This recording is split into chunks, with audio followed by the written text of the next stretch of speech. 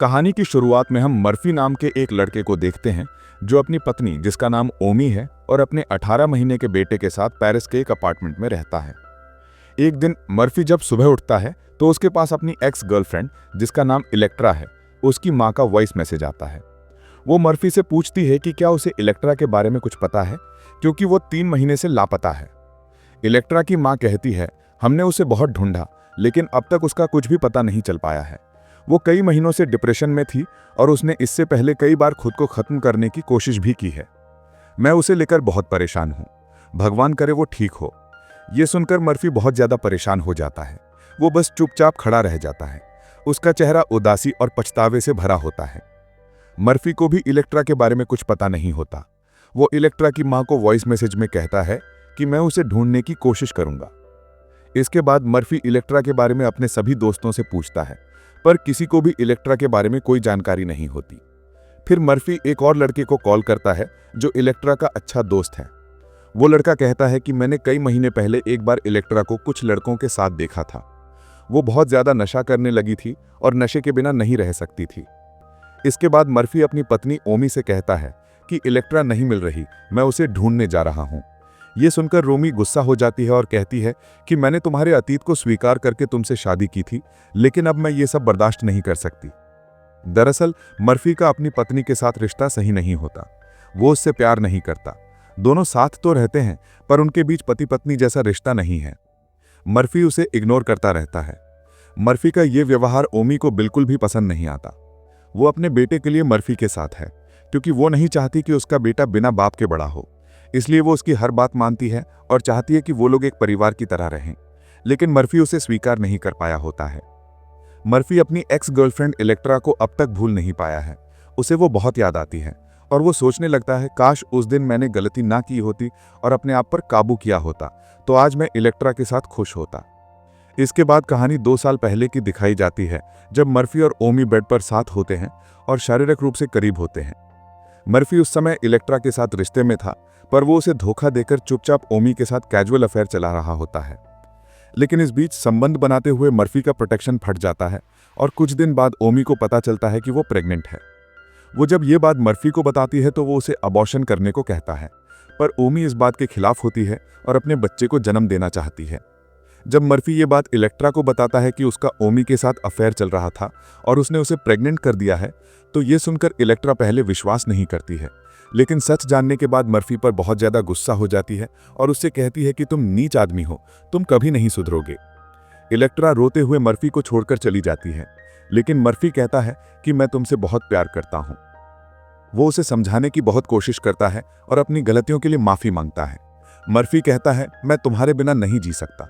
वो उसके घर तक भी जाता है पर इलेक्ट्रा उससे अपने सारे रिश्ते तोड़ देती है। लेकिन मर्फी हार नहीं मानता। वो इलेक्ट्रा की मां को फोन करता है लेकिन वो कहती है कि तुमने मेरी बेटी की जिंदगी बर्बाद कर दी है, अब तुम उससे दूर रहो। जिसके बाद मर्फी की इलेक्ट्रा से फिर कभी बातचीत नहीं हुई और मर्फी ने ओमी से शादी कर ली और उसके साथ रहने लगा।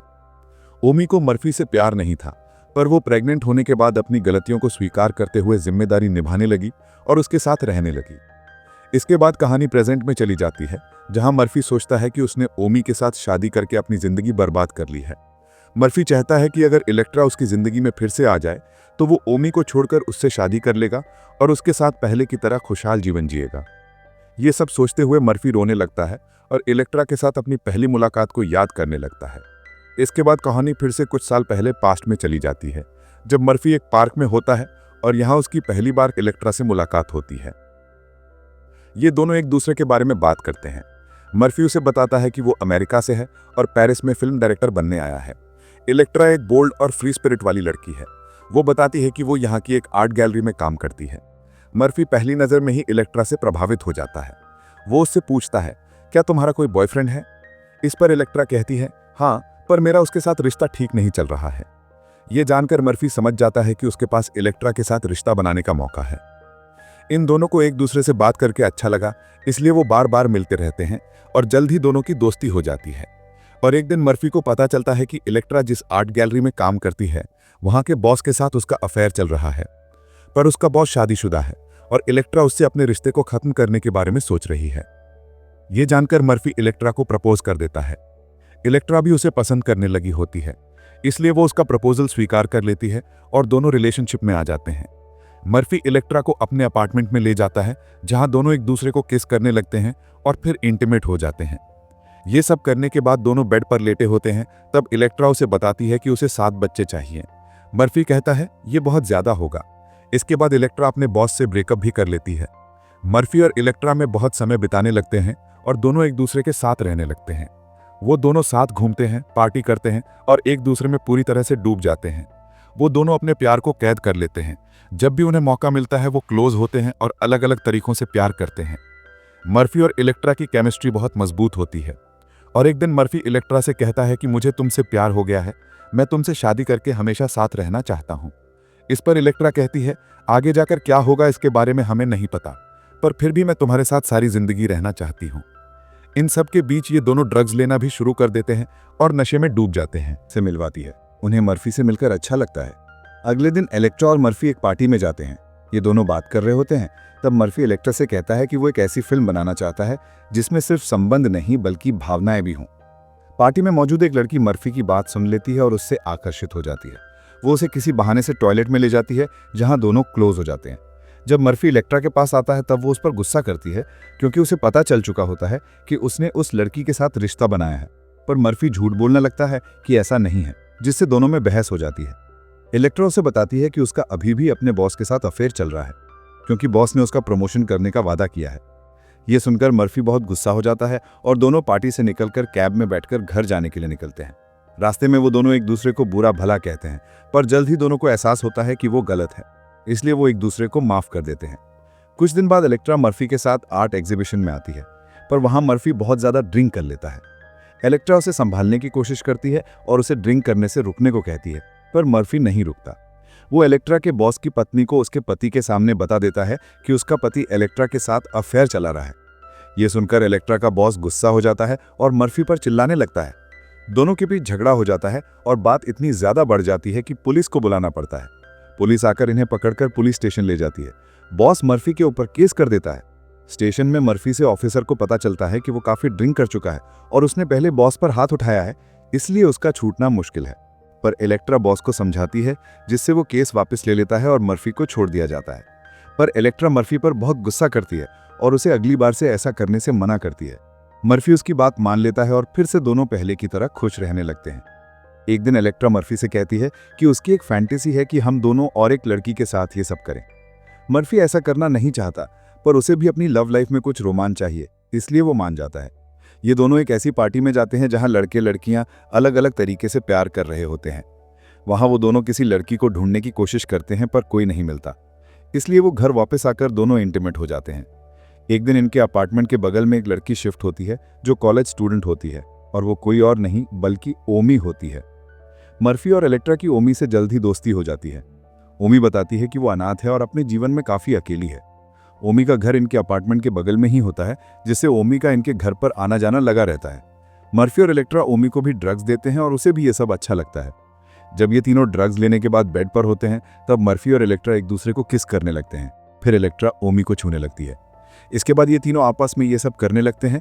मर्फी और इलेक्ट्रा का रिश्ता सिर्फ प्यार तक सीमित नहीं रहता, बल्कि उसमें आता है एक्सप्लोरेशन।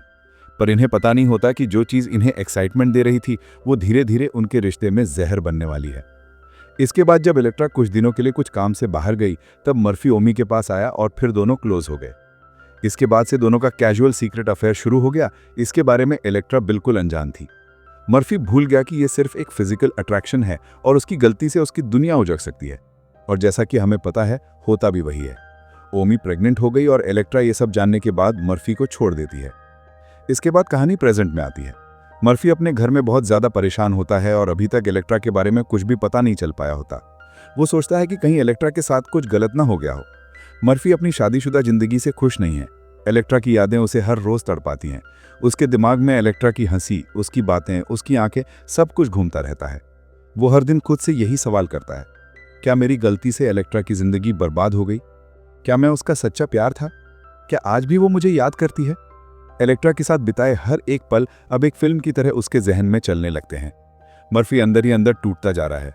वो समझ चुका है कि इलेक्ट्रा ही उसकी जिंदगी का प्यार थी, जिसे वो कभी भूल नहीं पाएगा। मर्फी और इलेक्ट्रा का रिश्ता जुनून से शुरू होता है, लेकिन समय के साथ ये आत्मविनाशकारी बन जाता है। हमें समझ आता है कि कैसे शारीरिक आकर्षण और भावनात्मक जुड़ाव के बीच संतुलन न होने पर रिश्ते टूट सकते हैं। इसके बाद मर्फी वॉशरूम में जाकर बाथटब में लेट जाता है। वो सोचता है कि जब से उसकी शादी ओमी से हुई है, तब से वो उसे इग्नोर कर रहा है और अपने बच्चे का भी सही से ख्याल नहीं पाया।